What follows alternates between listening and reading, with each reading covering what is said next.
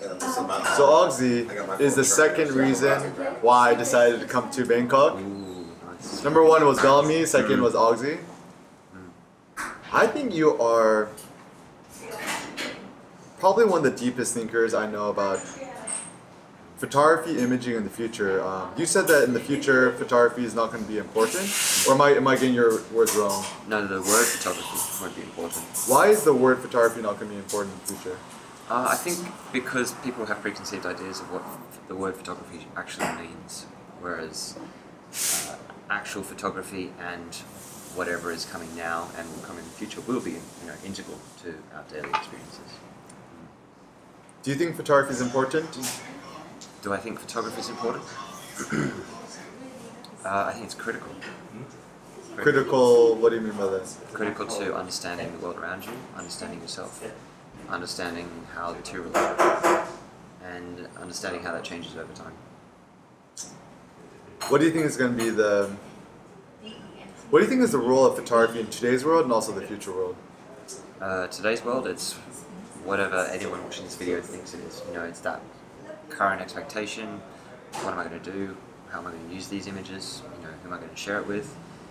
In future, I think it's going to be interesting to see how you can actually go back through a vast sum of imagery, which will be recategorized by, I guess, programs which will analyze your images, find similarities, even be able to maybe predict your age, going back so it can sequence them if you don't have the right, EXIF information. There'll be all sorts of functions and uses. What gives you the instinct to make a certain photo? So obviously you're walking the street, there's all this information. What gives you that will or that spirit to I want to capture that moment? I think when I was initially shooting, it was the instinct that something was there, and not really understanding what, and the only way to understand what was there would be to take a photograph, because as you go into that scene and as you start shooting, it can change, so just the expectation that something might happen. When you make a photo that you like, how does that feel? Good for a while, and then you kind of just, feel like you need to start again. So it's got a real diminishing return. For a while it's great, and then the creative process comes back and you've got to go shoot again. How long have you been making photos now? Probably be about 9 years in total, but probably only about 5 years in making images I'm happy with. So how has Oxy evolved as an image maker over the last 5 years? More selfies, man. Yeah, selfies is where it's at. Definitely. Do you like to selfie yourself? Selfie myself.